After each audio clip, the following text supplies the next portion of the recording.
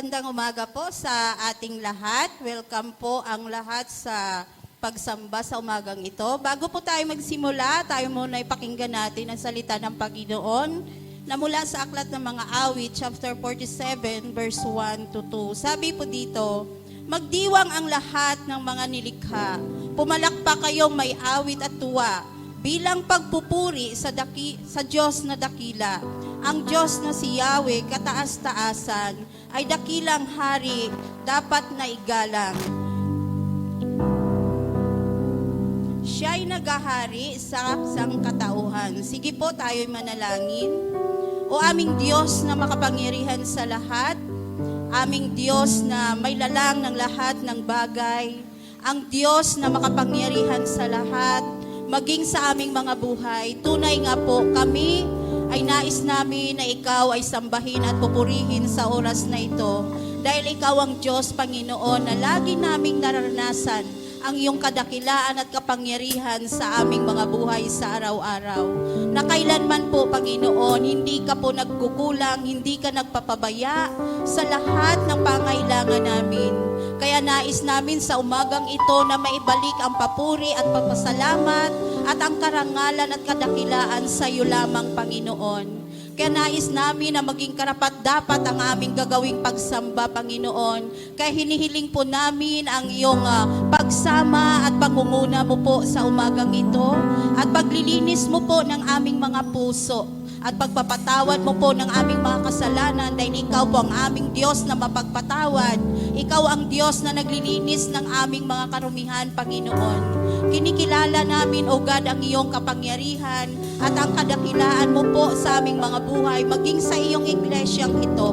Salamat po, Panginoon, sa iyong pagsama, lalo na po sa mga nagdaang araw. Lord, maging sa aming gawain, O Diyos, ng 3 araw na aming gagawin yung BBS namin, Panginoon. Salamat po dahil napakabuti mo po, Panginoon. Salamat sa karunungan na pinagkaloob mo sa mga teacher, O God, na nagturo sa aming mga kabataan. Salamat po sa iyong mighty provision na hindi mo kami pinagkulang kailanman. Salamat po sa pag-iingat mo sa amin, maging sa kalakasan na binigay mo. Kaya, Panginoon, nagtagumpay ang aming mga gawain. Kaya ang lahat ng ito, nais namin maibalik sa iyo. Nais ka namin maparangalan at pasalamatan, Panginoon. Dahil tunay nga po, hindi nagbabago ang iyong katapatan at ang iyong mga pangako, Ama.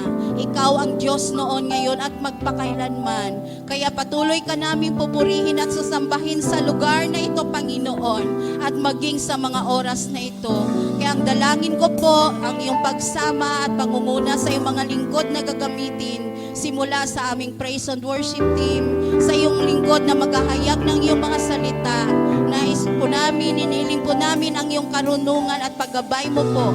At Lord, hinihingi po namin, O Diyos, ang iyong pagsama sa magitan ng iyong kapangyarihan ng banal na Espiritu na siyang mangunguna sa amin. Nais ka namin, Panginoon, na makaniig, O Lord God. Kaya dalangin ko po, O Diyos, nawa bumaba ang iyong banal na kaluwalhatian sa aming kalagitnaan. Maranasan ng bawat isa, Panginoon, ang iyong pangungusap, ang iyong banal na presensya, O God, sa aming kalagitnaan, maging sa aming mga buhay.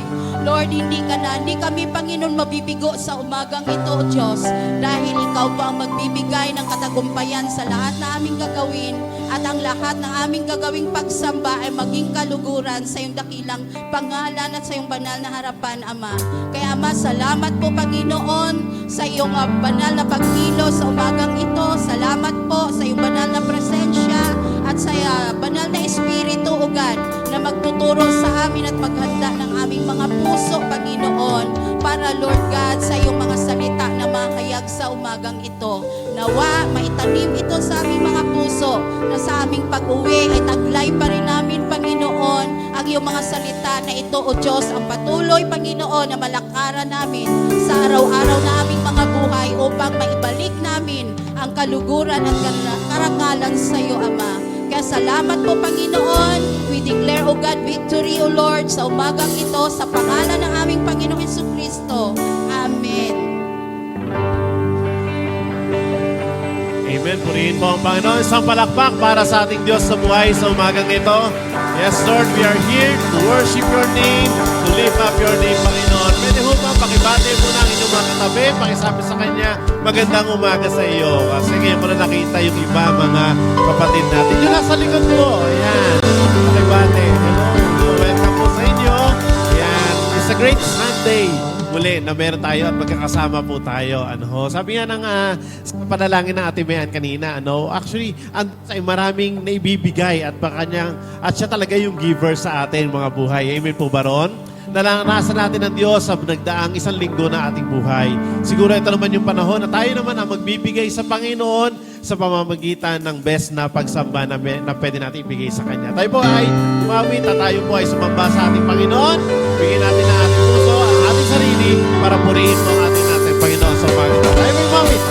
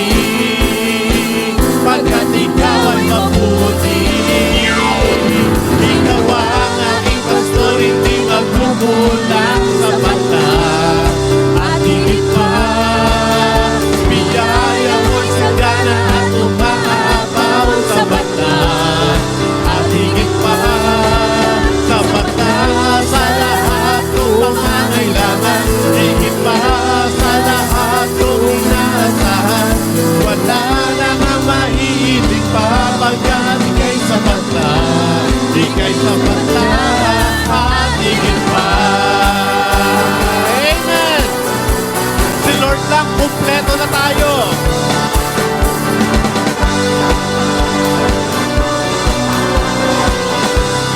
One more time, let's sing. Di mga mamba sa kawalan, pagpapala mo'y laging lahat. Di matatakot sa panganib. Bakit? Pagkat naririyan ka palagi. Di matitinag sa pagsubok ang pagsama mo'y tiyak at lubos. Di magpipigil sa pag-awit pagkat ikaw ay mabuti. Sabihin natin sa Lord, pagkat ikaw ay mabuti. Ikaw ang aking pastor, hindi magkukulang sa bata. At higit pa, biyaya mo'y sagana at umaapaw sa bata. At higit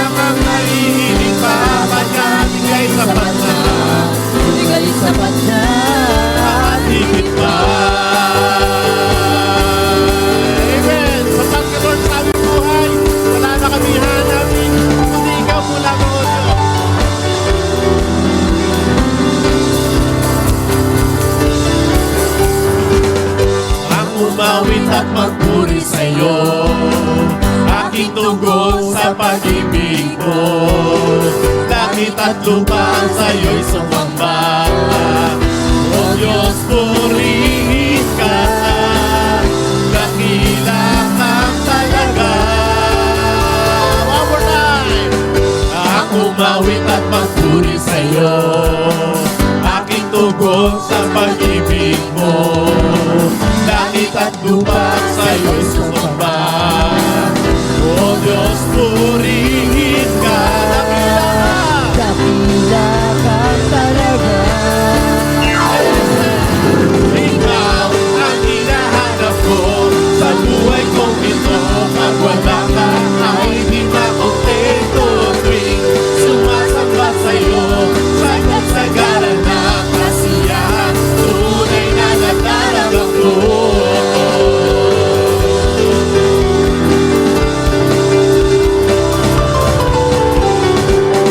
Ang banal na tahanan mo, ang hinahanap ng puso ko. Kaligayahan di kayang bilhin, sa'yo ko lang nalaman. Bakit? Ako'y malaya na. Ikaw ang hinahanap ko sa buhay kong ito. Pag wala ka ay di makontento. Tuwing sumasamba sa'yo, sagad-sagaran ng kasiyahan, tunay na nagdarama. Ikaw ang hinahanap ko sa buhay kong ito. Pag wala ka ay di makontento. Tuwing sumasamba sa'yo, sagad-sagaran ng kasiyahan, tunay na nagdarama ko. Amen!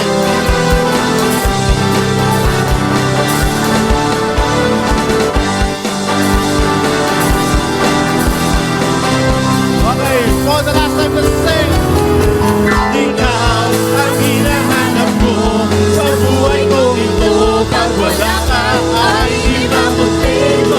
Tuwing sumasamba sa'yo, sagad-sagaran ng kasiyahan, tunay na nagdarama. Ikaw ang hinahanap ko sa buhay kong ito. Pag wala ka ay di makontento. Tuwing sumasamba sa'yo, sagad-sagaran ng kasiyahan, tunay na nagdarama ko. Ang kasiyahan, tunay na nagdarama ko. Ang kasiyahan, tunay na nagdarama ko.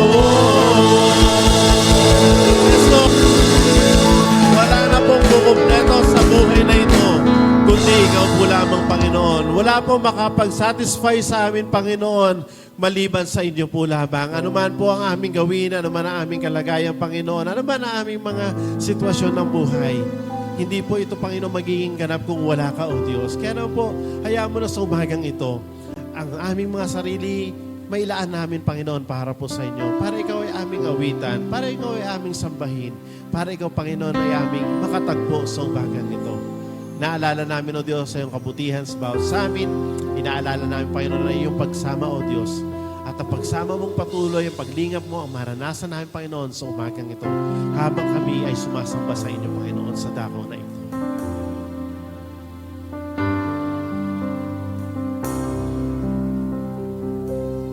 Ay, po'y mawin. Ay, mawin. Katapatan mo, O Diyos, tunay at dakila.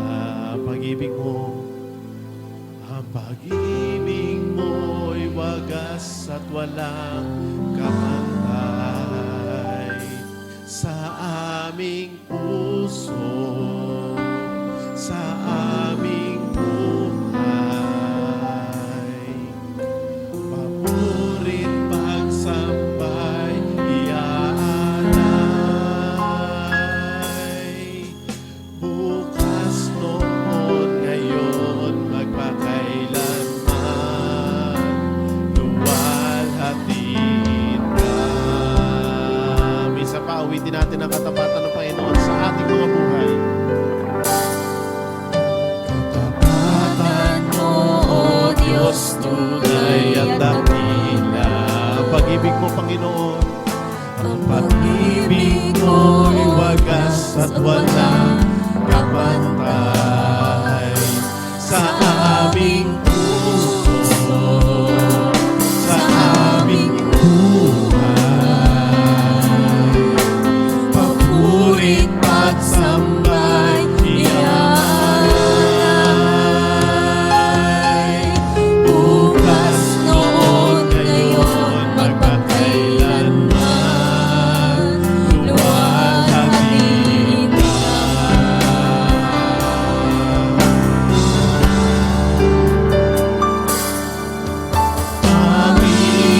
Panginoon, kay buti mo ko sa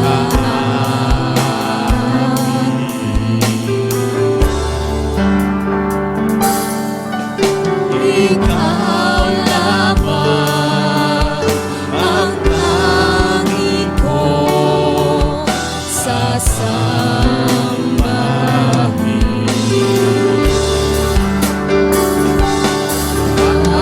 Aawitan kita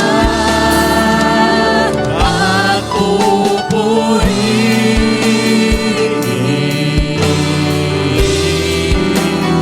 Panginoon, kay buti mo sa amin. Kita kita, O Diyos. Aawitan kita at pupurihin,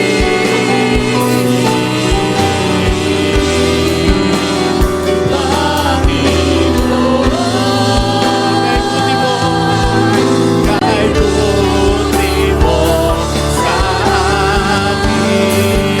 Isa pa, sabay-sabay tayo. Aawitan ka namin, O Diyos. Aawitan kita at pupurihin,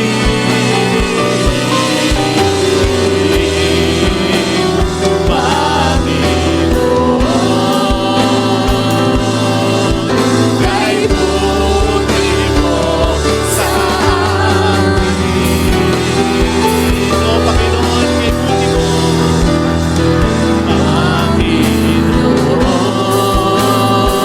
Panginoon, kay buti mo sa amin. Lawitin natin ang kabutihan ng Diyos sa ating mga buhay. Panginoon, kay buti mo sa amin.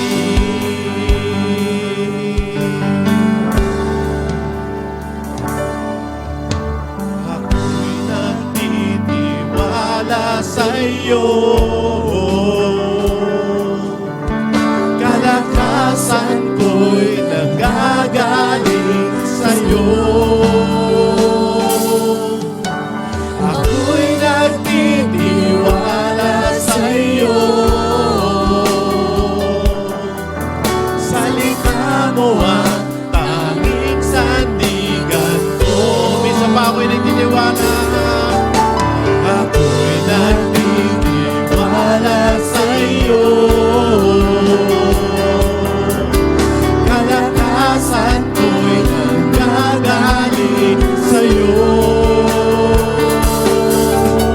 Ako'y nagtitiwala sa iyo. Salita mo ang tanging sandigan ko.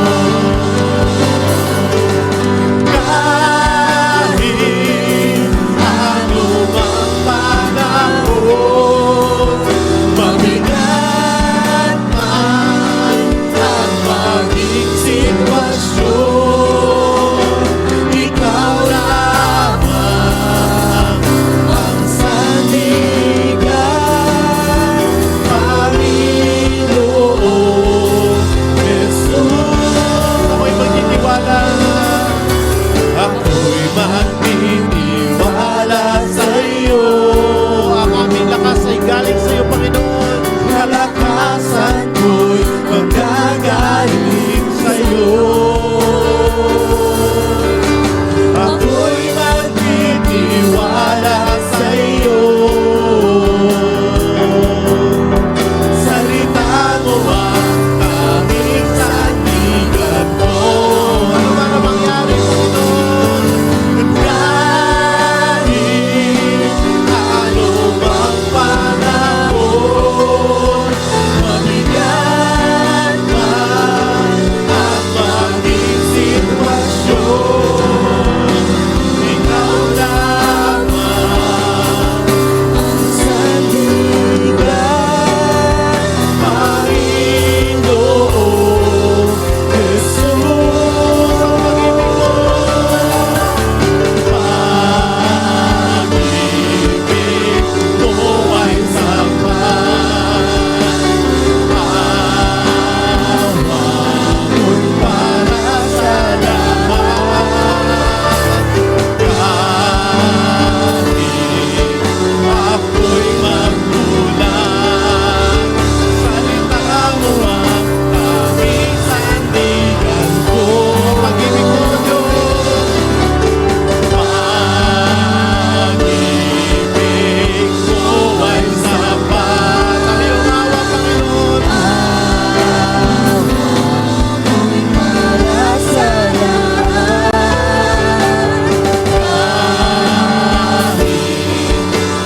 ako'y nagkulang, salita mo ang tanging sandigan ko.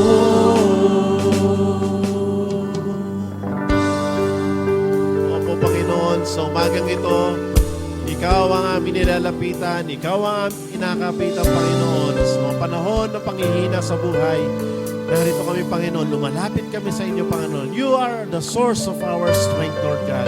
And you are the source of everything, Panginoon. Kaya naman po, hayaan mo sa umagang ito, Panginoon, na maranasan namin ang kalakasan na nanggagaling sa inyo, Panginoon.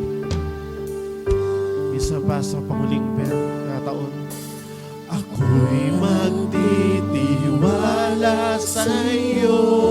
Ang aming lakas, O Diyos, bigyan mo, panumalikin mo, Panginoon. Kalakasan ko'y nanggagaling sa'yo. Kaming magtitiwala, O Diyos.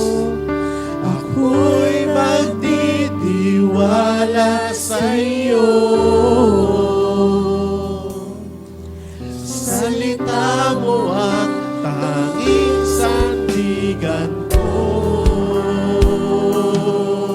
Salita mo ang tanging sandigan ko. Salita mo ang tanging sandigan ko. Ito po ang aming pag-asa sa umagang ito, Panginoon, na sa pamamagitan ng iyong mga salita na iyong iahayag sa aming, Panginoon, ito ang magiging kalakasan, magiging sandigan namin, O Diyos, sa aming mga buhay. Tanggapin mo po, Panginoon, lahat ng papuri at pagsamba na aming iniaalay sa umagang ito, because you deserve all the praises and all the glory that we can give to you, Lord God, this morning. Be with us, Lord, as we worship you. This we pray in the mighty name of Jesus. And everybody say, Amen and Amen. Palakpakan po natin ang Diyos na buhay sa umagang ito. Makaupo na po tayo muli sa ating puno.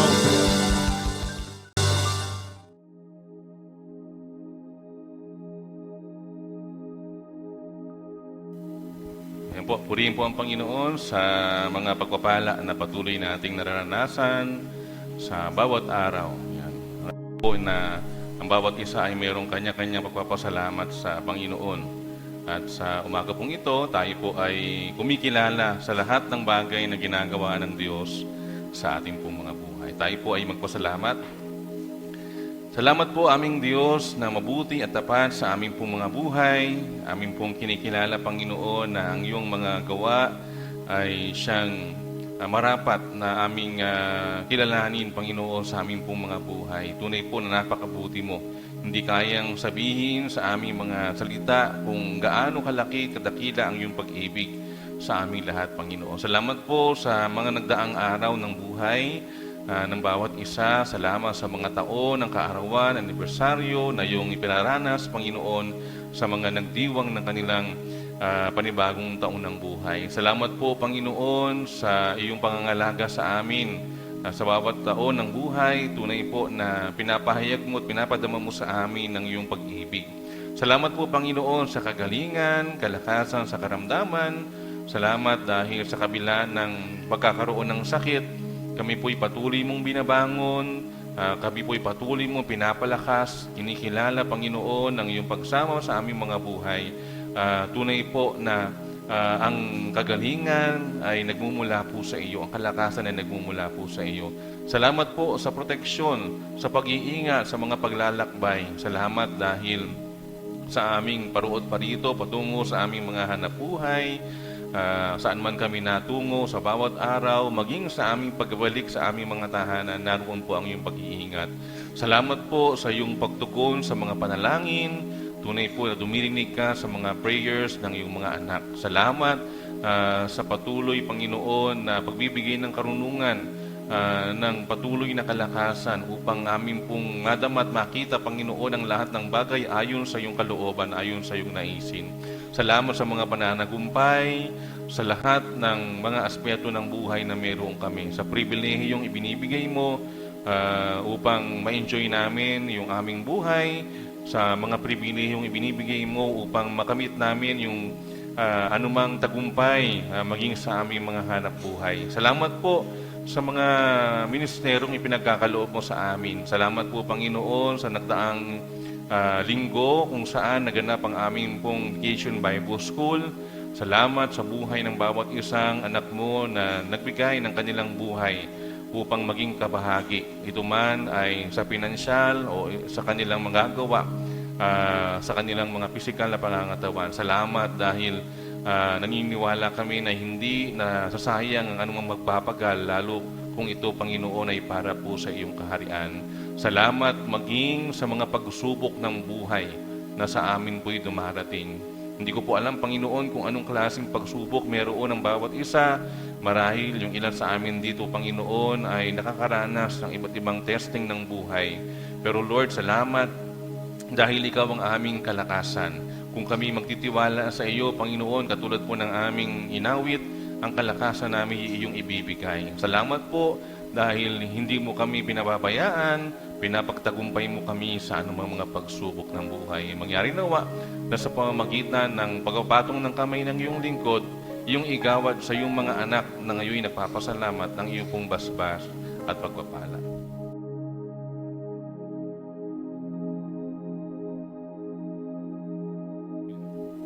Maraming salamat po at magandang umaga po sa ating lahat. Baki-bati niyo po yung inyong katabi ng isang magandang umaga. Para muna tayo ay baka hindi niyo pinapansin katabi niyo na. Minsan lang katabi yan, minsan nawawala, nalilipat ng upuan, minsan naman permanente na nawawala, wag naman sana kaagad. No? Kasi Sunday anniversary natin. Yan. So purihin po ang Panginoon ngayong umaga at tayo po ay nasa panahon muli ng pag-aaral ng salita ng Diyos at ngayong umaga po ang ating paksa ay may kinalaman sa pagbibigay. No? Ikaw ba ay isang generous Christian? Yan. So tayo po ba ay isang mapagbigay na Kristiyano? Isang Kristiyano na handang magbukas ng ating mga kamay para sa Panginoon, para sa gawain ng Panginoon, o para sa ating pong kapwa. No? Yung pagiging generous kasi hindi naman yan para lamang sa ating, sabi nga, pagtungo sa tahanan ng Diyos, kundi sa lahat ng aspeto ng buhay. Sabi nga, dapat makita yung pagiging generous ng isang anak ng Diyos. Amen po ba? Yeah, so purihin po ang Panginoon, tayo po ay sandaling dumulog sa Kanya at tayo po ay manalangin. Dakilang Diyos na makapangyarihan sa lahat, sa umaga pong ito, nais po naming ipagkatiwala sa iyo ang maikling panahon ng aming pong pag-aaral. Ikaw po, O Diyos, ang siyang kumilos sa aming buhay, magbukas ng aming mga puso't isip upang ang iyong mga bagay na sasabihin sa amin, Panginoon, ay aming madama at ito pong siyang aming ipamuhay. Purihin ka sa tanging pangalan po ng aming Panginoong Yesus. Amen. Yan. Kung meron po kayong mga Biblia, ay inyo pong buksan sa aklat ng Deuteronomy chapter 8, verse 17 to verse 18. Deuteronomy chapter 8, verse 17 to verse 18. Ganito po ang sinasabi sa verse 17. Kaya wag na wag ninyong iisipin na ang kayamanan ninyo'y bunga ng sariling lakas at kakayahan. Subalit alalahanin ninyong si Yahweh na inyong Diyos ang nagbibigay sa inyo ng lakas upang yumaman kayo. Ginagawa niya ito bilang pagtupad niya sa kanyang pangako sa inyong mga ninuno. Pagpalain po tayo sa pagbabasa ng salita ng ating dakila at buhay at mapagpalang Diyos sa umagang ito. So, ang ating pong pagbubulay-bulay ngayong umaga ay magbibigay sa atin ng isang kaisipan o sabi nga ay mahalagang gawain na dapat ginagawa ng isang mananampalataya regardless ng ating pinansyal na sitwasyon. No? Hindi po dapat isipin ng isang anak ng Diyos, hindi dapat isipin ng isang Kristiyano o ng isang tao na pangkaraniwan na yung kanyang pagbibigay ay base at nakadepende sa kanyang pinansyal na kalagayan. So, siguro po nauunawaan niyo po ako sa aspetong yun. Sapagkat yung iba, iniisip nila na wala naman akong ibibigay. Paano ako magbibigay? Di ba? No, minsan may mga ganong katuwiran. Na kapag wala tayong ibibigay, halimbawa may nangailangan yung ating kapitbahay. No, wala kang maibibigay na salapi o pera. Kailangan niya ng pera. Minsan nalilimitahan tayo ng ganoong kaisipan. Iniisip natin, we are incapable to give or to help someone dahil doon sa ating kalalagayang pinansyal. Pero hindi lang naman pinansyal ang pwede nating maitulong, di ba? No, maraming bagay na pwede kang gamitin ng Diyos. Hindi ko na matandaan pero ito lang recent na napanood ko na kung hindi mo kayang magbigay sa pinansyal, pwede ka namang magbigay ng ibang bagay na pwede mong ibigay sa iyong kapwa. No? At yun din yung naging paalala ni Pastor Rico last time sa gawain po ng mga small group sa ating church. No?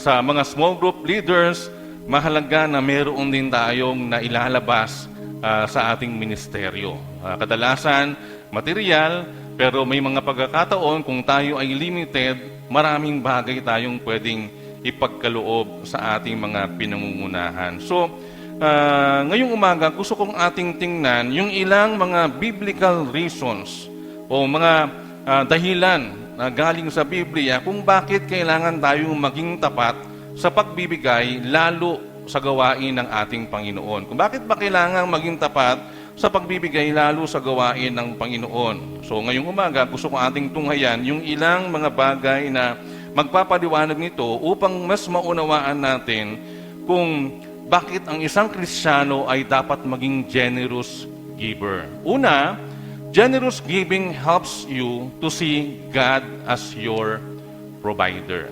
Generous giving helps you to see God as your provider. No? Sa bawat pagkakataon na tayo po ay nagbibigay sa Diyos o nagbabalik sa Diyos ng ating nararapat ibalik, ating pong ina-acknowledge na ang Diyos ang source ng lahat ng bagay na meron tayo. Every time you give to God, you are acknowledging Him as your source. Ano po ang sabi doon sa aklat ng awit? Mamaya na natin puntahan. So, ibig sabihin, kapag ganito yung kaisipan ng isang Kristiyano, makikita natin no, sa lahat ng panahon na tayo ay nagbibigay lalo sa gawain ng Panginoon, kinikilala natin na ang Diyos, no, Panginoon, kayo ang source, kayo ang provider ng lahat ng bagay na meron ako. No, maaring sabihin natin, pwedeng ako naman yung nagtatrabaho, ako yung naghahanap buhay, pero kanino ba galing yung trabaho? Kanino ba galing yung lakas? Kanino ba galing yung abilidad o yung talino na meron ka sa iyong trabaho? Di ba ito ay galing sa Diyos? No, ito ay nagmumula sa Panginoon. So, if you are bringing money to your home, halimbawa, ikaw ang nagdadala ng kabuhayan sa iyong pamilya. Sino ba dito yung mga breadwinners, di ba? Yung mga breadwinner, sila yung mga tagadala ng kabuhayan ng pamilya. Yung mga hindi pwedeng magkasakit. Yan, yung mga bawal magkasakit. No? Bawal ma-stress. Bawal mangayayat. Kasi pati pamilya papayat. No? So, yung mga breadwinners, alam ko po, nauunawaan natin yung ganitong kaisipan. No? If we are the provider of our families, tayo yung nagdadala ng lahat ng bagay.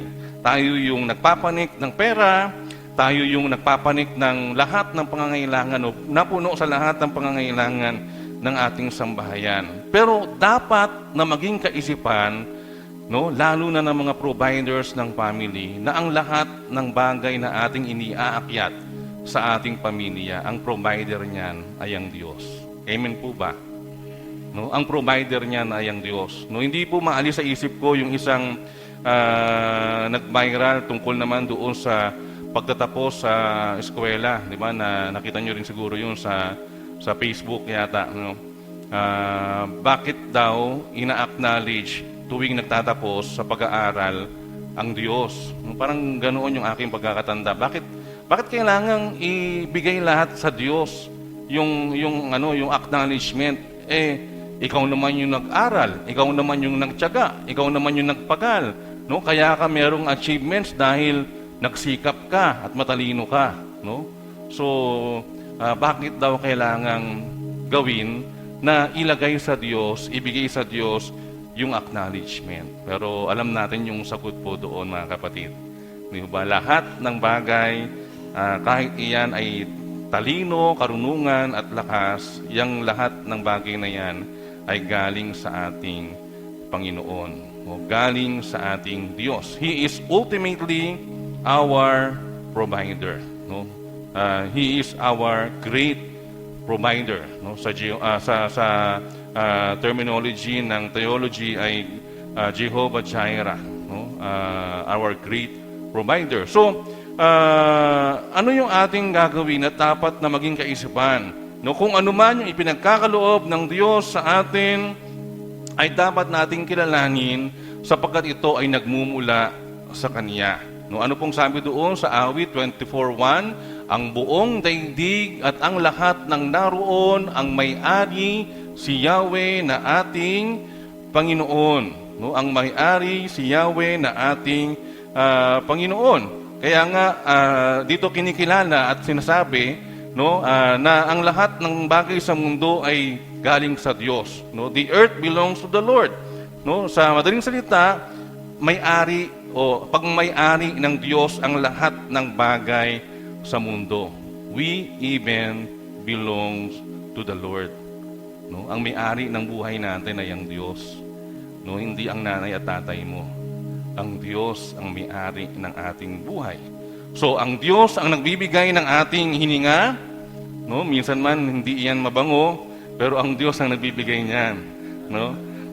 Wag niyo nang questionin ng Diyos. Bakit yung sa akin iba ang amoy, yung sa kapitbahay namin iba? No? Pero ang madaling salita diyan, no, lahat ng 'yan nagmumula sa Panginoon. Yung ating isipan, yung ating pananalita, no, mapalad tayo kung tayo ay nakakapagsalita pa ng maayos, yung iba hindi nakakapagsalita. No, pero lahat ng bagay na 'yan, anumang sitwasyon, lahat ng 'yan galing sa Diyos. So, ang ating mga puso, He keeps our heart beating. Di ba? Kapag hindi na tumibok ang puso, patay na tayo. No? Automatic.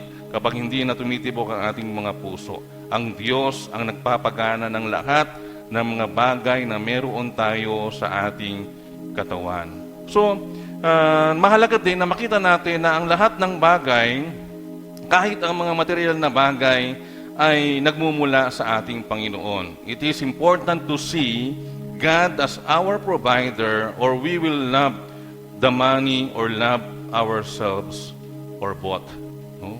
Kapag hindi natin nakita na ang lahat ay galing sa Diyos, maaring tumungo doon sa pag-ibig sa salapi, pag-ibig sa pera, pag-ibig sa sarili, pag-ibig sa lahat ng bagay na meron sa mundo. Kaya nga ang paalala ng ating Panginoon sa Matthew chapter 6 verse 24, no, walang aliping makapaglilingkod sa dalawang Panginoon, sapagkat kapopuotan niya ang isa at iibigin ng ikalawa.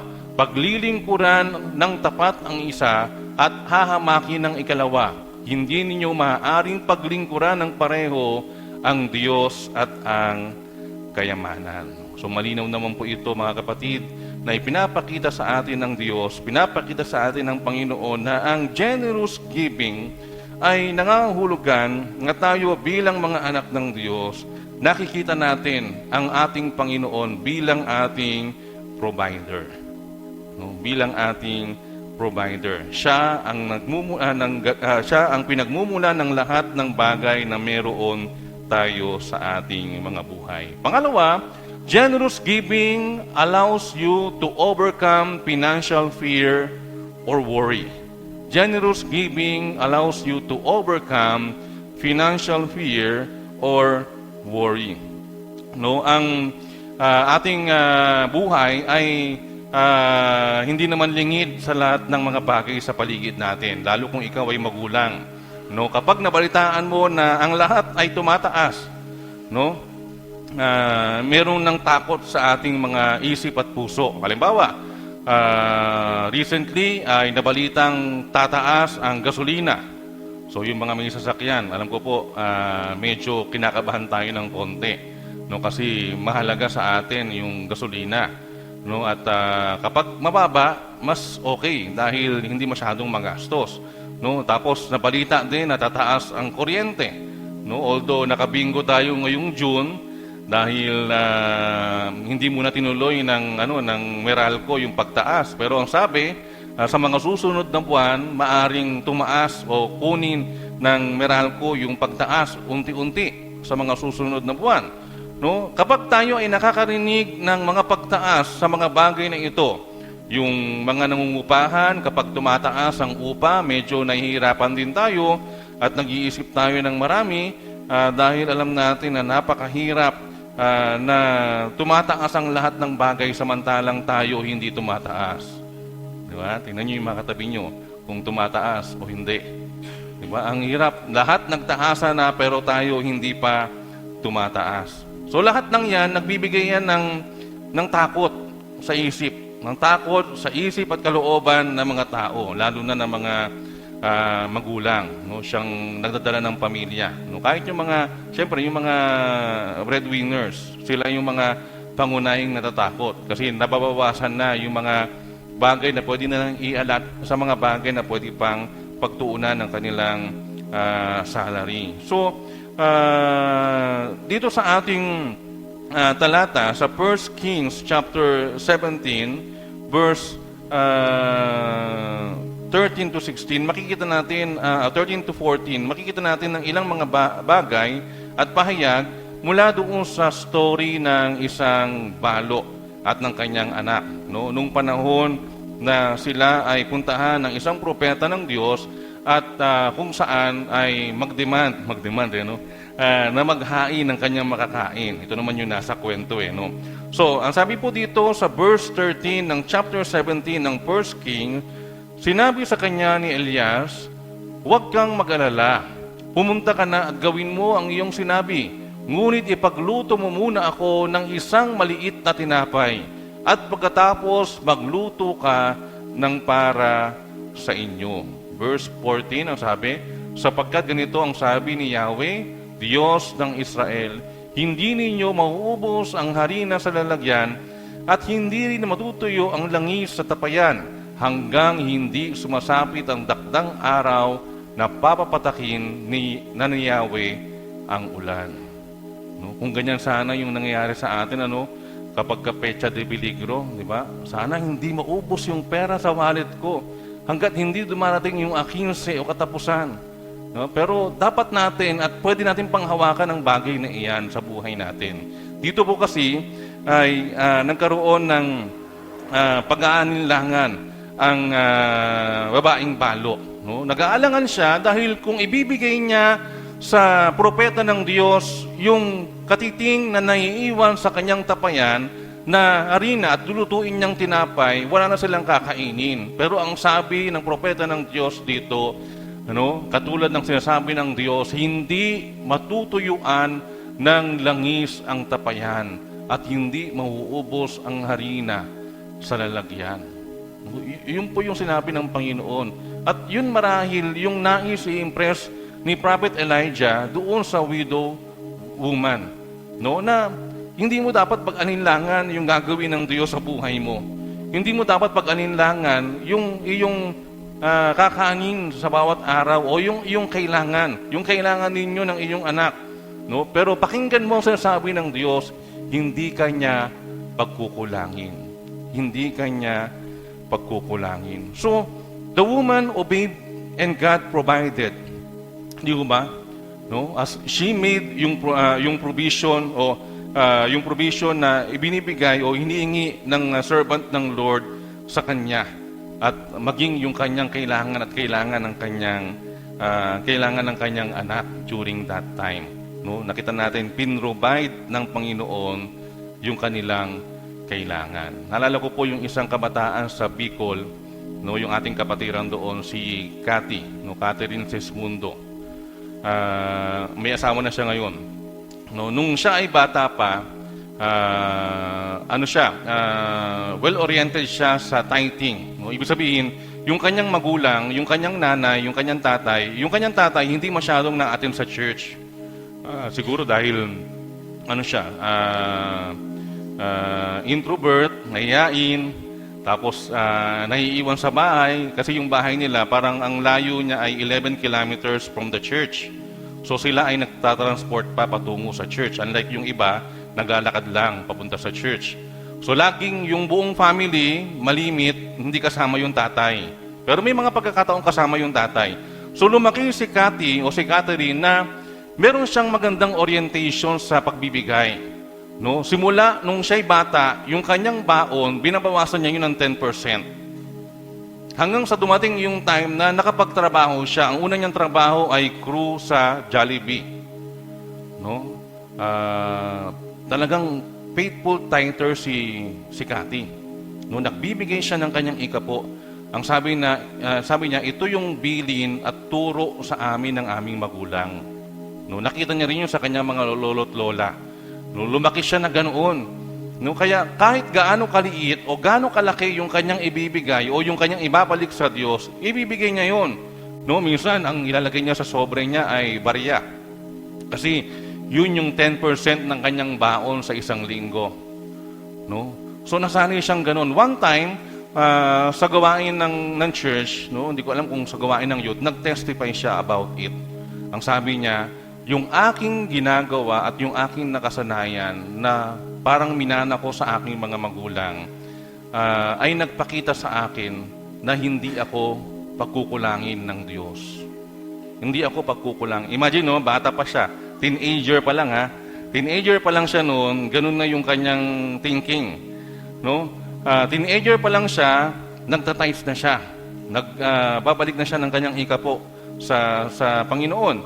At yung kanyang kaisipan, ang sabi niya, ang Diyos ang may-ari ng lahat ng bagay. Naniniwala ako, hindi ako pababayaan ng Panginoon. No? Sa biyaya ng Diyos, nakapag-asawa siya, napang-asawa niya naman, kabataan din ng church. No? Binless sila ng Panginoon, meron na silang 2 yatang anak. Tapos maayos yung kanilang buhay, may maayos silang bahay, nakapagtayo sila ng isang maliit na resort, para maging kabuhay niyan. Yung kanyang asawa ay isang fireman, no, yung bumbero. Tapos siya, after niya ng kanyang trabaho sa Jollibee, nagtrabaho po siya sa isang restaurant sa Naga. Tapos pagkatapos noon, siya ay nagpakasal na, no, sa kanyang asawa ngayon. Pero hanggang ngayon, yun yung testimony ng kapatid na ito, ng kanilang family. No? At hindi po sila pinukukulang ng Diyos. Amen? No? Ako po personal, nakita ko kung paano binless ng Diyos ang kabataang ito sa kanyang buhay. At magpahanggang ngayon, pinagpapala siya ng Panginoon. So God kept His word. No? Ang Panginoon na talagang hinahawakan niya at pinangahawakan niya lahat ng kanyang sinasabi. He provide sa lahat ng mga bagay na kailangan sa ating buhay. No, God provided for our needs lahat ng bagay ibinibigay sa atin ng Panginoon, makikita natin yung isang generous giver, no? Yung isang generous giver ay nakakaranas ng pananagumpay over financial fear or worry. No? Hindi nag-aalala ang isang generous giver. Hindi nag-aalala sa kanyang kakainin, hindi nag-aalala sa kanyang daramtin, hindi nag-aalala sa anumang bagay na kanyang kakailanganin sa hinaharap dahil siya ay tapat na nagbibigay at nagbabalik sa Panginoon. Amen po mga kapatid? No? Kapag tayo ay mayroong ganoong puso, no, hindi tayo kailanman mag-aalangan, lalo na kapag ito ay may kinalaman sa mga provision ng Diyos sa ating pamilya. No? Sa mga provision ng Diyos sa ating pamilya. Pangatlo, pero hindi pa po panguli, generous giving allows you to bring order to your finances. Generous giving allows you to bring order to your finances. No? Sa isang pagbabahagi ng kanyang sermon, itong si Pastor Brian Clute ay malimit ginagamit niya yung illustration na ito. Hilingin ko muna si Kuya Christian sandali. Kuya Christian, pasensya ka na. Walang ibang naka-jacket. Pwede ka bang pumunta dito? Yan. Magagawa tayo ng magic. Yan. Harap ka sa kanila. Yung pinaka-huling button sa baba ng jacket mo, ilagay mo doon sa pangatlong butas mula sa baba ng jacket mo. Yan. Sa mga gusto po, pwede niyo pong imahin. Joke lang. Sabi ni Pastor Clute, no, sabi niya, yung daw pong unang button na nilagay ni Christian sa third na butas ng kanyang jacket, yung po ay tumutukoy sa kanyang pagbabalik ng kanyang tithes sa Lord.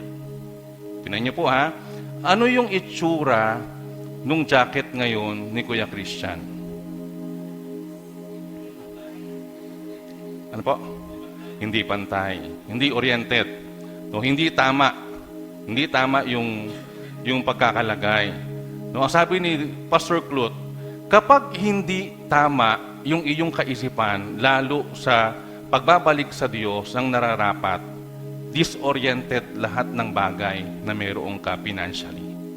Isipin nyo, yung ibang button, yung isang button na susunod, yun yung button para sa kanilang kailangan sa bahay. Yung sunod na button, yun yung button na kailangan ni Kuya Christian para refresh ng kanyang sarili. Ibig sabihin, yung i-regain niya yung kanyang strength. Yung ibang button, yun yung mga button na kailangan para makatulong sa kapwa. Pero hindi niya na mailalagay yun properly sa mga butas kasi mali yung pagkakalagay niya ng button na nagre-represent sa kanyang pagbibigay at pagbabalik sa Diyos. Nakuha niyo po? Thank you, Kuya Christian. Yan. So, ganun po yung buhay, mga kapatid. No? Kapag tayo ay merong hindi tamang pananaw sa ating pong pagbibigay, kapag meron tayong hindi tamang pananaw sa mga bagay na meron tayo mula sa Diyos, hindi po tama at hindi nagiging balanse ang lahat ng bagay sa ating buhay. No, ang sabi ni Pastor Clute, there is nothing wrong with the buttons. Walang mali doon sa botones. No, tama naman yung mga botones, tama po yung pwesto ng mga botones. Wala namang mali din sa mga butas ng botones. No, the problem is you've got the order wrong. Mali yung iyong pagkakalagay. If you get the order of your financial giving wrong, no, katulad nung kay Kuya Christian, no, your whole life is wrong. Mali yung ating buong buhay. Hindi po sagot na lagyan ng panibagong butas, no, hindi sagot na dagdagan ng maraming buttons pa para maging tama, no. Yung iba kasi iniisip natin na getting order is this, no? Kailangan damihan natin yung butas. Kailangan damihan natin yung ibibigay. Hindi po ganoon. No? Kailangan it is right, it is in order. No? Yung iba, they set or they give God the second place. Pangalawa lang ang Diyos. Unahin ko muna yung kailangan ko kasi bibili ako ng laptop. No? Pangalawa na ang Diyos kasi nagbabayad kami ng bahay. Kailangan namin ma-accomplish yun. Kung hindi, papalayasin kami sa bahay. Pangatlo na lang ang Diyos kasi meron akong pinag-iipunan na espesyal. Wow! No? Mas espesyal ang pinag-iipunan kaysa sa Diyos. Di ba? Minsan ganoon yung kaisipan ng tao. Minsan ganoon yung kaisipan ng Kristiyano. Tandaan natin, when you give to God first, there is wisdom and provision and security. Amen? Kapag inuna po natin ang pagbibigay, merong karunungan, merong provision ang Diyos, merong security na ibibigay sa atin ng ating Panginoon. Yun po ay ipinangako ng Panginoon. Sabi po sa Deuteronomy chapter 14, verse 22 to 23, kukunan ninyo ng 10 bahagi ang inyong ani taon-taon. Ang 10 bahagi ng inyong ani, alak, langis, at ang panganay ng inyong mga alagang hayop, ay doon ninyo kakainin sa lugar na pipiliin ng Diyos ninyong si Yahweh upang siya'y inyong maparangalan. So, yung paglalagay sa Diyos sa unang focus natin sa ating katapatan ay nararapat sapagkat tapat ang Diyos at mahabagi ng Diyos sa atin. Sabi din po sa sabi diyan, putting God first focuses His faithfulness and graciousness on you.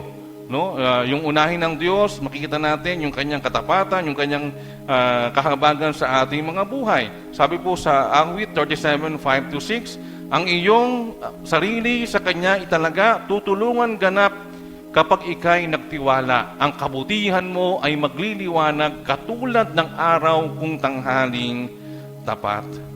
Kapag ating pong ibinibigay, inilalagay ang ating focus sa Diyos, no?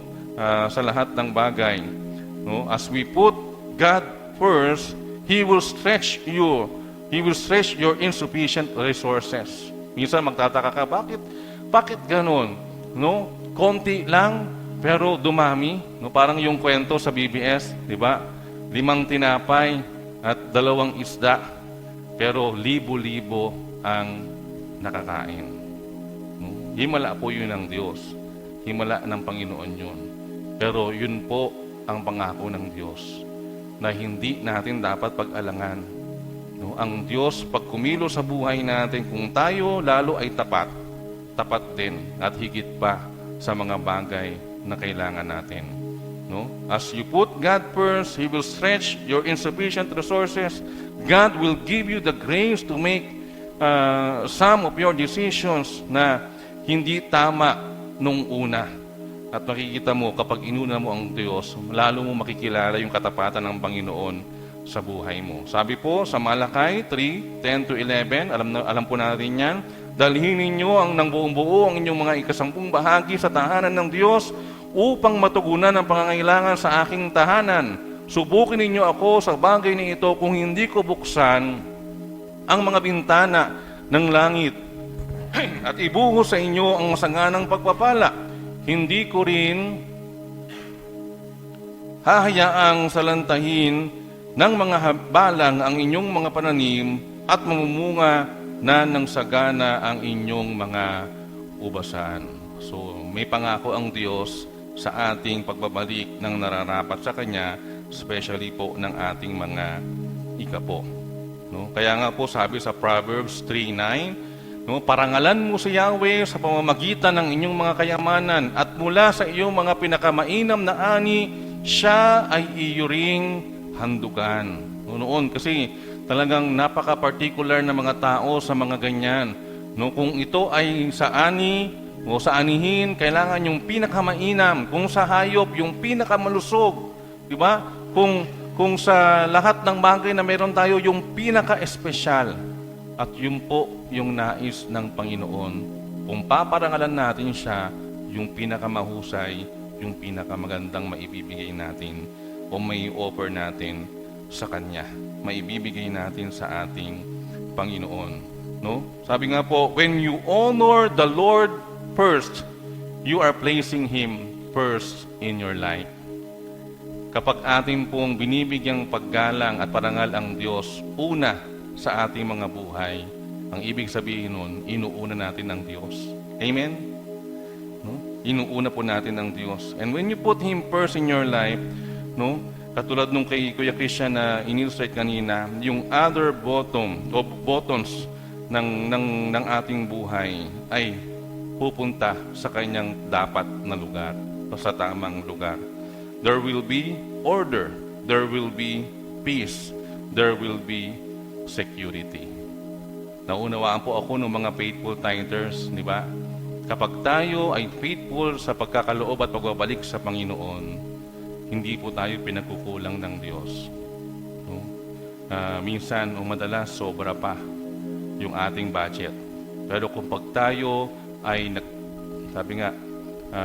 nagtitikis ng ating mga kamay lalo sa Panginoon, no? Doon natin nararanasan madalas yung pagkukulang sa maraming bagay. But when God is not first, you are serving you as God. No? But when God, was not in first place sa buhay mo, you are serving you as God. What happens is that sooner or later, no, maaring matanggal na yung button. Kasi wala sa tamang lugar eh. Diba? Kaya pag natanggal na yung button, wala na. Totally. Ruined na yung iyong buhay. Hindi ka na kumikilala sa pagbabalik sa Diyos, sa pagkakaloob. Hindi mo na kinikilala ang nararapat kilalaning pinanggagalingan ng lahat ng bagay sa buhay mo. No, hindi mo na kinikilala na ang Diyos, ang siyang Diyos na pinanggagalingan ng lahat ng bagay. So tanggal na yung button representing God sa iyong buhay.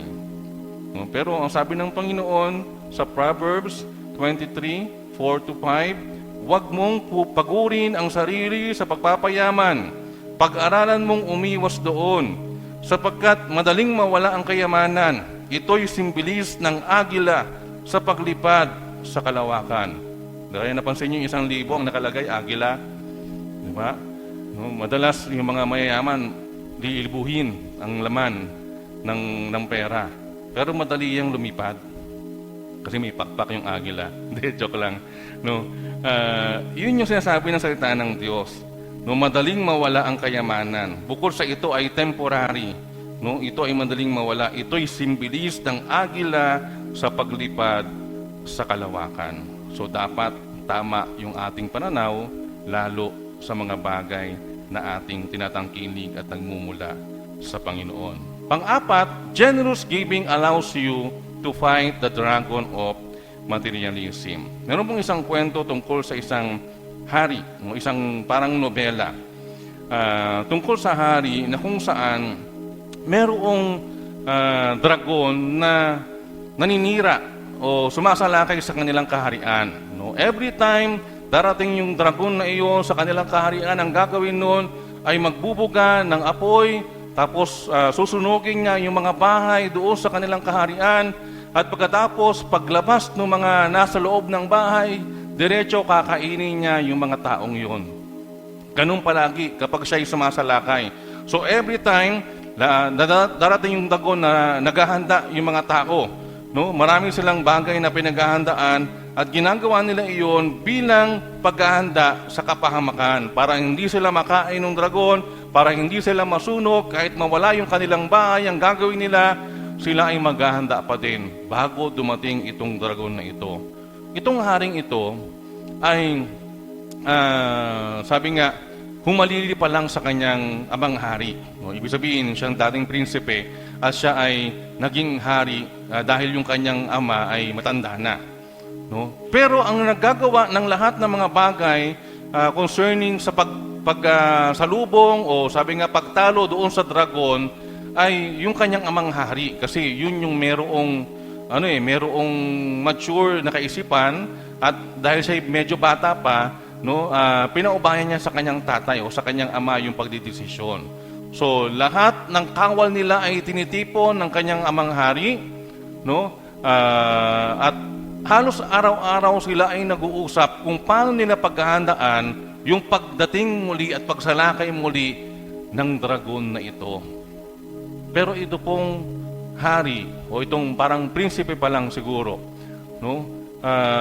Wala siyang interest masyado sa ginagawa ng kanyang ama kasama ng mga kawal. Dahil may pagkakataon sa buhay niya na nakita niya yung dragon sa isang dako, sa isang lugar sa kagubatan, na tahimik lang. Tahimik lang yung dragon at sinubukan niyang lapitan. No? Sabi nung kwento, paglapit niya doon sa dragon, nakita niya yung dragon na dumilat. Pagdilat ng dragon, ang sabi sa kanya, lumapit ka sa akin. No? Lapit ka sa akin at subukan mong sumakay sa likod ko. Subukan mong sumakay sa likod ko. So yun ay mahinahon na sinabi at inutos nung dragon sa kanya. Parang sa isip niya, mali yung kanyang orientation. Hindi mabangis yung dragon. Hindi siya matapang. Hindi siya papatay. Kasi pinapasakay ako sa likod niya eh. No? Sabi niya, gusto mo bang makarating sa iba't ibang dako o iba't ibang lugar ng inyong kaharian? Gusto mong makita yung mga hindi mo pa nakikita? No? Parang ano siya, parang ahente. No? Open-minded ka ba? Parang ganun. Hindi. So, gusto mo ba yun? Sabi niya. So, nagkaroon siya ng interest. Kaya, walang dalawang pag-iisip, pumanik siya sa likod nung dragon. At ginawa, sinimulang ikampay ng dragon yung kanyang malaking pakpak at sila ay tumungo sa palibot ng buong kaharian. Nakita niya yung hindi niya pa nakikita, no? Na-amaze siya sa lahat ng kanyang nakikita. At alam niyo po, araw-araw halos yun ang ginagawa ng batang hari. Habang yung kanyang amang hari, halos araw-araw din naghahanda para sa pagsalakay ng dragon na yun. Hindi siya napunta. Hindi na siya nagkaroon ng interest na sumali o sumama doon sa ginagawa ng kanyang amang hari at nung kanilang mga tauhan o nung mga kawal. No? Pero dumating yung time, napansin nung batang hari na parang nagkakaroon na siya ng marka sa kanyang kwitan. No? Nagkakaroon na ng kalyo. Kasi lagi siyang nakaupo doon sa likod ng dragon. Napapansin niya parang meron na ring kaliskis. No? Kaya ang ginawa niya, para hindi makita ng kanyang amang hari, tinatakpan niya yun. Pero hindi niya alam ng kanyang amang hari yung kanyang ginagawa. Dumating yung panahon na muling sumalakay yung dragon, pero hindi ito pinapansin nung batang hari. No, marami na namang nakain yung dragon, no, maraming nasalantang mga bahay, pati mga kawal, at umalis ulit yung dragon, pumunta sa gubat at doon na mahinga. No, hindi nag-participate yung batang hari sa kanyang tatay o sa kanyang amang hari. Hindi niya ginawa yung dapat niyang gawin bilang hari ng kanilang kaharian. Bakit? Kasi nakain na siya o nagkaroon na siya ng pakiramdam na siya ay nakuha ng dragon dahil sa kanyang nararanasan sa dragon araw-araw. O, ibig sabihin, kinuha na ng dragon yung kanyang kalooban, nalaso na ng dragon yung kanyang kaisipan, no, nawala na sa kanyang priority na dapat niyang talunin yung dragon kasama ng kanyang mga kawal, ng kanilang mga kawal, mga alipin, o lahat ng mga maaari nilang makasama para talunin yung dragon sa kanilang kaharian. Alam niyo po, kadalasan parang ganito rin sa ating buhay. No? Yung dragon, it represent things sa buhay natin. It represent yung ating mga pangangailangan. It represent yung ating mga priorities sa buhay. No? Nire-represent ng dragon yung mga bagay na maaring gusto mo o gusto mo lang, no? At doon mo ini-immerse yung iyong sarili, doon mo pinagsisikapang ilagay yung iyong sarili sa mga bagay na yun dahil yun yung gusto mo, pero hindi yun yung gusto ng Diyos na dapat mong ginagawa. Kaya kapag dumating na yung pagkakataon na kailangan mo nang gawin yung nakarapat, hindi mo na magawa kasi yung kalooban mo nandun na sa gusto mo. Ganon din po sa pagbabalik sa Diyos, mga kapatid. No? Sa pagbabalik sa Diyos, kapag ganoon ang ating puso, ganoon ang ating isip at nakuha na ng mundo, nakuha ng material na bagay, nakuha ng mga bagay ng sanlibutan, hindi ka na, sabi nga, makagawa ng bagay na dapat mong gawin para sa Diyos. Hindi mo na maibukas yung kamay para ibalik ang nararapat sa Panginoon.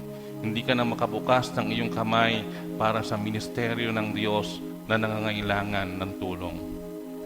No? Hindi na po natin magawa yung mga bagay na yun dahil hindi na tayo kontento. No? Marami na tayong hinahanap sa mundo na kailangan natin. At naka-immerse yung isip natin sa mga bagay na kailangan natin, hindi sa mga bagay na ibinibigay ng Diyos at nanggagaling sa Diyos. Sabi nga po, contentment never comes from getting everything you want. Contentment comes from being thankful for what you have. No, yung pagiging kontento, hindi po yan sa pagkakamit ng gusto natin. No, hindi po yan sa pagkakamit ng mga bagay na natitipuhan natin. No, na pinapangarap nating magkaroon. Nung mga bata kami, no, meron kang napapanood ng mga palabas na kapag Christmas o kapag may season, di ba, meron mga wish list. Ay, magdodrawing ka ng ganito, magdodrawing ka ng ganyan. Nung bata sila, ginagawa namin yun eh. No?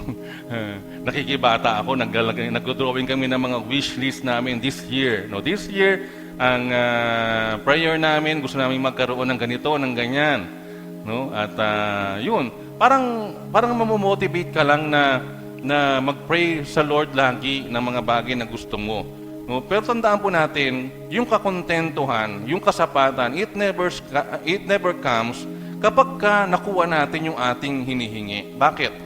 No? Tignan niyo po, yung mga nagkakaroon ng mga bagong gadget ngayon, after a year, no, mag-aano ka pa, mag-iisip ka ulit na magkaroon ng panibagong gadget kasi luma na yung gadget mo dahil may lumabas ng mga bagong gadget. Di ba? Yung mga may sasakyan, no, parang kapag nagkaroon ka ng sasakyan ngayon, kapag nakita mo after some time, after a year or 2 years or 3 years, may mga bagong labas ng sasakyan, no, mangangarap ka ulit, sana magkaroon ako ng ganoong sasakyan. Di ba? Kasi, yun nga, yung contentment, hindi ibinibigay ng mga bagay na napapasa atin. Contentment comes from being thankful for what you have. No, yung pagiging kontento ay pagiging mapagpasalamat sa mga bagay na meron tayo. Yung anak ng amang hari, no, sa ating story, parang ganito yung kanyang naramdaman. No? Parang nakontento na lang siya doon sa ibinibigay sa kanya ng dragon. Nakalimutan niya na ang priority nilang kaharian ay talunin yung dragong iyon, i-overcome yung dragong iyon dahil yun ay kalaban nila. No? Sa Luke chapter 12, verse 15, no, sabi po ng ating Panginoong Yesus, to a man who was having feud with his brother over a piece of property. No? At sinabi niya sa kanilang lahat, mag-ingat kayo sa lahat ng uri ng kasakiman, sapagkat ang buhay ng tao ay wala sa dami ng kanyang kayamanan. No? Ang buhay ng tao ay wala sa dami ng kayamanan. Ito po'y totoo sa buhay. No? Alam po natin yan. Kapag tayo ay namatay, hindi natin madadala sa langit yung anumang material na bagay na meron tayo, no? sa buhay. Naka-attend ako ng misa nung libing ng aking pinsan. itong nakaraang linggong to, at napakinggan ko yung pare. No, sabi nung pare, hindi madadala sa langit. Siyempre, nandun lang ako sa likod, nakapwesto.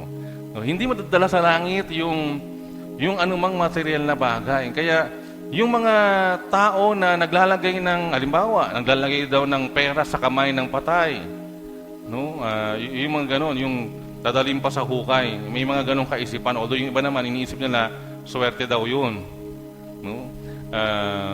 Sabi nung pare, hindi dapat ganoon. No? Nag-ano naman ako sa kanya. Nag-agree naman ako sa kanya. No? Totoo naman yung sinasabi niya na hindi dapat maging ganoon yung kaisipan ng isang tao sa buhay. Kasi lahat ng bagay sa mundo, lahat ng bagay na yan, kahit gaano karami yan, kahit gaano kalaki yan, kapag tayo ay humarap sa kamatayan, hindi po yan madadala sa hukay. Amen? No?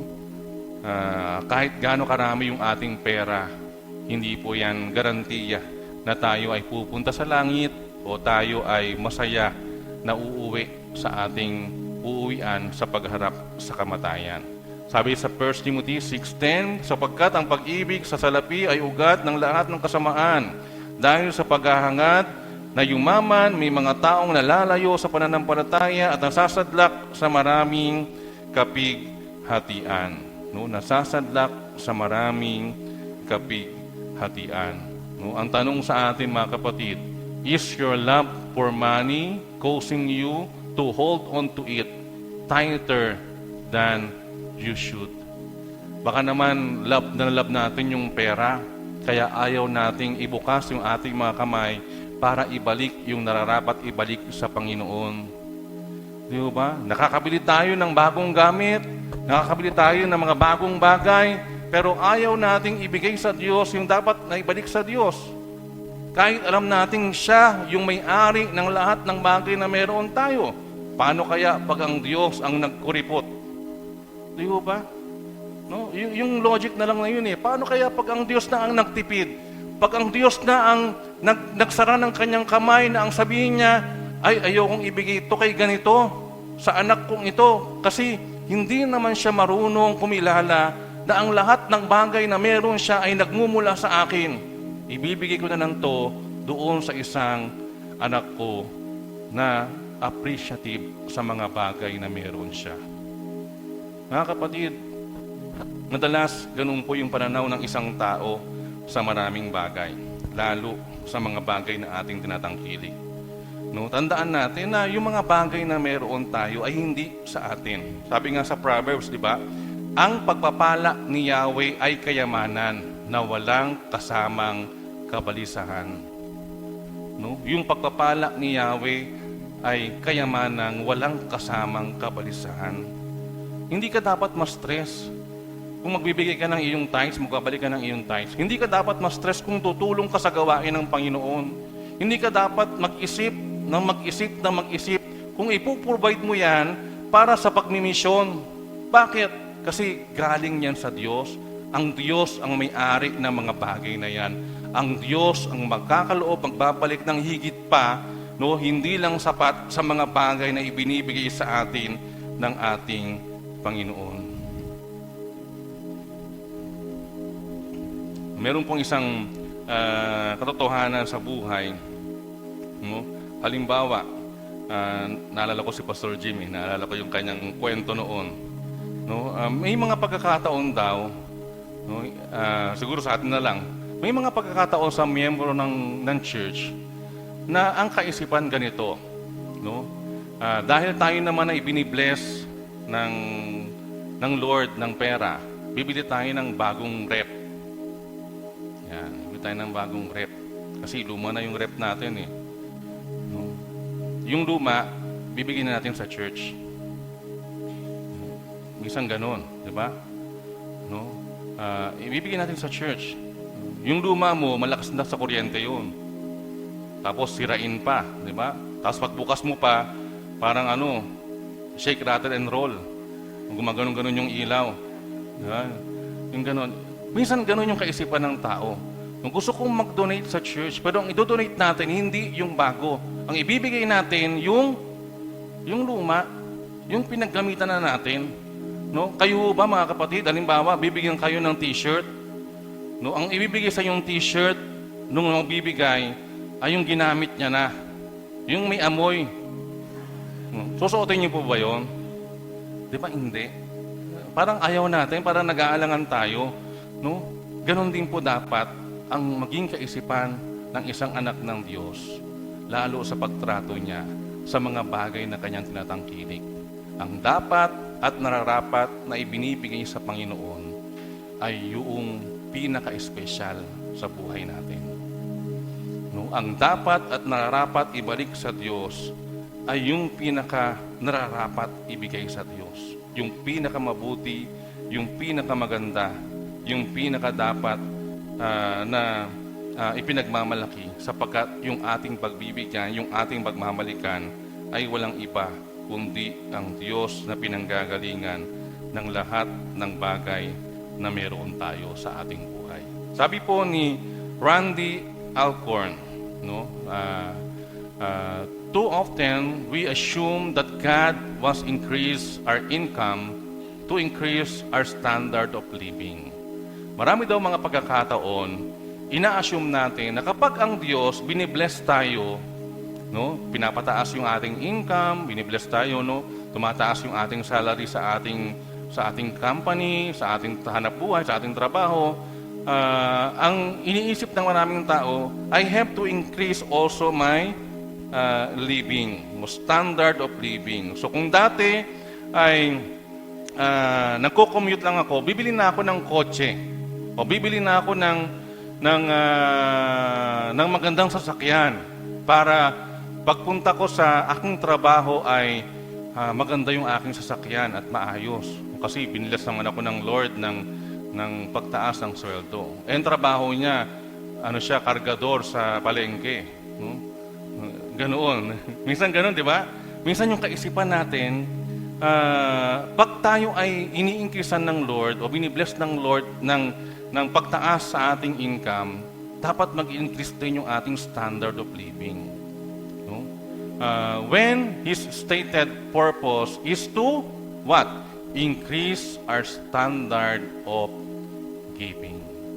Dapat maunawaan natin, may mga pagkakataong binibigay sa atin ng Diyos, lalo na yung pagpapala ng Diyos, hindi para i-increase natin yung ating standard of living, yung paraan ng pamumuhay, no? Kung paano natin lulustayin yung salapi na binibigay sa atin ng Diyos, yung ating pinagpapaguran, no? Ang kailangan, ang purpose natin is to increase our standard of giving. No? Baka naman, binibless ka na ng Lord ng ganito kalaking halaga, pero yung iyong tithes, binibigay mo yung unang rate ng sweldo mo pa rin. 100,000 na yung sweldo mo, pero ang tithes mo 100 pesos a month. Katumbas lang ng 1,000 sa isang buwan yung iyong sweldo. Hindi po yun dapat, mga kapatid. Hindi po dapat ganoon. No, we have to increase our standard of giving. We have to increase our standard of giving. No? So giving allows you to fight the dragon of materialism. Sana mapagtagumpayan natin yung pagtingin higit sa ibinibigay ng Diyos, ipinuprovide ng Diyos, no? Yung pagtingin doon sa mga bagay sa paligid natin na nagbibigay kasaya sa atin temporarily, lalo na yung mga material na bagay. Panglima at panghuli, generous giving allows you to discover, experience true financial freedom and joy. Generous giving allows you to discover and experience true financial freedom and joy. Yan. So, yung financial freedom po ay hindi lang sa insurance, no, madidinig. Dapat ito ay nararanasan ng lahat ng anak ng Diyos. And if you are struggling financially, you can still pray to God na sana, Lord, magtagumpay ako financially. Magtagumpay kami financially. Makawala kami doon sa stress, sa lahat ng aming naranasan, may kaugnayan sa pinansyal naming buhay. No? Sabi, financial freedom is not dependent on the economy. It is being dependent on God who has promised to supply all your needs. Yung financial freedom, no? Yung kalayaan lalo sa aspetong pinansyal o material, ito ay hindi nakadepende sa ekonomiya o sa ating tinatangkilik, no? Sa laki o liit ng meron tayo. Di ba? Wala naman sa laki o liit yan eh. Bakit? Kasi yung mga mayayaman, minsan makikita mo, nakasimangot. Bakit nakasimangot? Mayaman naman siya. Di ba? Tignan niyo po yung katabi niyo kung nakasimangot. Ibig sabihin, pag nakasimangot, mayaman yan. Pag nakangiti, walang pera yan. Minsan ganun eh. Iniisip ng mundo na yung mga bagay na material, nagbibigay joy sa atin. Pero ang truth nito, even those who are privileged financially, no, who are having financial things na higit sa iba, no, ay hindi masaya sa buhay. Bakit? Kasi hindi naman nakadepende doon yung kalayaan ng buhay, lalo sa material na bagay. Hindi nakadepende sa mga bagay na meron tayo, no. It is being dependent on God who has promised to supply all our needs.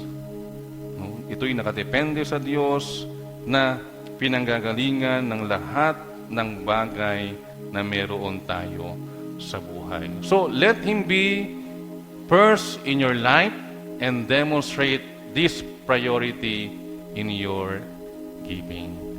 No? Dapat makita na ang Diyos ang una sa atin. Si Lord ang priority natin.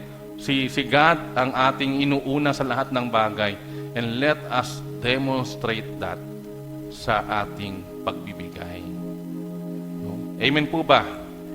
No? Let us demonstrate that sa ating pagbibigay. Sabi po sa 2 Corinthians chapter 8 verse 7, masagana kayo sa lahat ng bagay, sa pananampalataya, sa pagpapahayag, sa kaalaman, sa kasipagan, sa inyong pag-ibig sa amin, sikapin ninyong maging masagana rin sa pagkakawang-gawang ito.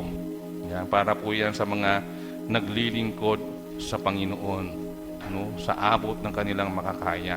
So kapag sinabi ng Biblia o kinuman ng Biblia to excel in giving, it is letting us in the hope that our greatest acts of generosity are still ahead of us. Kahit anong paligid natin, kahit anong edad, kahit anong mga bagay meron tayo, no, still we have an opportunity to be faithful to God in our giving. No? Siguro alam naman natin yung kwento ng babae na naglagay ng kusing sa pagkakaloob, di ba? Yung kusing na yun, maliit kumpara sa marami o mayaman. Pero yung kusing na yun, yun yung bagay na meron siya. Yun na lang yung bagay na meron siya. It is indeed a generous giving. Generous giving. Bakit? Kasi wala siyang tinira sa sarili niya, ibibigay niya lahat sa Diyos. Kung yun yung kaisipan nung maraming pera, di ba? So it is not dependent doon sa mga bagay na meron tayo. No? Nandoon sa pagkakataon na magagawa natin yung bagay na yun. Kahit anong pagkakataon ng buhay. So, ito po yung ilan sa katotohanan dapat nating makita. No? If you haven't excelled in your giving, you are not growing. Kung hindi po tayo nag-excel sa ating pagbibigay, pagbabalik sa Panginoon ng nararapat, hindi tayo nag-grow sa buhay. Hindi nag-grow yung ating isip sa pagtanaw sa mga bagay na nagmumula sa Diyos. Hindi nag-grow yung ating isip, yung ating puso sa pagkilala sa mga bagay na nanggagaling sa Diyos. Hindi nag-grow yung ating principle sa lahat ng bagay na pinuprovide ng Diyos sa buhay natin. Generous giving allows you to experience true financial freedom and joy. True financial freedom and joy. If we want, sabi nga na maging masaya, gusto nating maging maligaya yung ating puso, no? Unahin natin ang Diyos.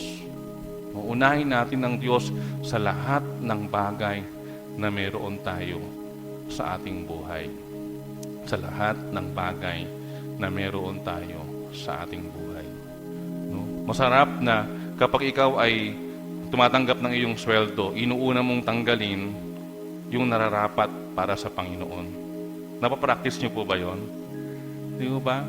No? Yung mga bata, yung mga estudyante, o yung mga nagtatrabaho na, paunti-unti. Di ba? Inuuna ba nating tanggalin yung tithes bago natin gawin yung ibang mga bagay na may kinalaman sa ating finances? So kapag nagagawa mo yan, ngayong maliit pa yung meron ka, hindi mahirap gawin kapag malaki na yung meron ka. No? Kapag meron ka ng 1 milyon, 2 milyon, 3 milyon, no? Meron tayong bukas na puso at handa tayong kilalanin na ang bagay na yon ay galing sa Diyos. So, why does God want giving or wants giving to Him to become the greatest priority in my life? Bakit gusto ng Panginoon na yung pagbibigay at pagbabalik sa Kanya ay maging great priority ng aking buhay, no, na may kinalaman financially? No? Tandaan natin, giving to God should become the highest priority of our lives.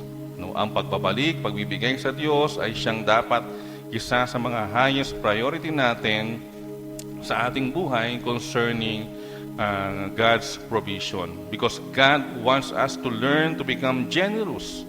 No? Not a taker, but a giver. Not a taker, but a giver. So ngayon pong umaga, nakita natin yung ilan sa mga life-changing reasons to become a generous Christian. No? Yung mga dahilan kung paano magiging generous Christian. Ang tanong, ikaw ba ay isang generous Christian? Ikaw ba ay isang generous Christian? Magandang umaga po, pagpalain tayo ng ating Panginoon. Dakilang Diyos na makapangyarihan sa lahat, maraming salamat po Panginoon sa iyo sa umaging ito. Salamat po sa mabiyayang sandaling binigay mo sa amin, sa panahon ng pagpupuri, pagdalangin, Panginoon, sa panahon makasama namin ang bawat isa upang ikaw ay aming luwalhatiin, purihin sa amin pong mga pagsamba. Salamat po Panginoon, maging sa iyong mga salita na iyong pinahayag sa aming mga buhay. Dalangin namin Panginoon na masumpungan mo, patagpuan mo kami Panginoon na maging generous giver Panginoon bilang iyong mga anak na nakakaranas ng pagpapalang nagmumula po sa iyo na pinanggagalingan ng lahat ng mga bagay sa aming buhay. Salamat po Panginoon, ingatan mo po kami sa aming pag-iwahiwalay pauwi, sa aming mga tahanan, maranasan namin Panginoon ang mga biyaya nagmumula po sa iyo sa lahat ng sandali, sa lahat ng panahon ng aming buhay. At ikaw po Panginoon ang aming maparangalan, anuman ang aming gagawin. Purihin ka sa tanging pangalan ng aming Panginoong Yesus. Amen.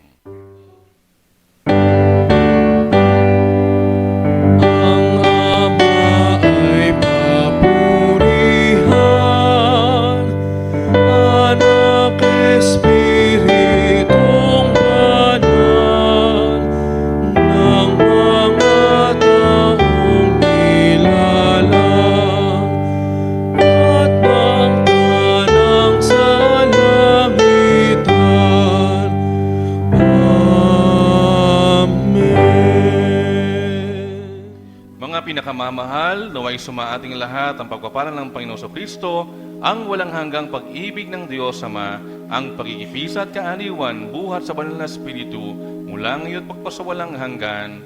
Amen.